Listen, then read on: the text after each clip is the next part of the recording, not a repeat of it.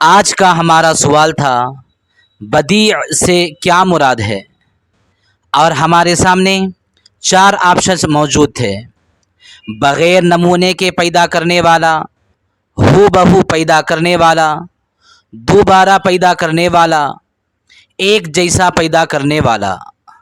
ناظرین، ہمارا صحیح اور درست جواب ہے بغیر نمونے کے پیدا کرنے والا، چونکہ اللہ تعالیٰ کے اسماء حسنی میں سے ایک اسم ہے بدیع۔ اس کا معنی ہے بغیر نمونے کے، بغیر مثال کے پیدا کرنے والا۔ اسی لیے دین میں سنت طریقے کو چھوڑ کر اپنے جانب سے کوئی نیا طریقہ ایجاد کرنا، جس کو بدعت کہا جاتا ہے، یہ بدعت بھی بدیع سے نکلا ہے۔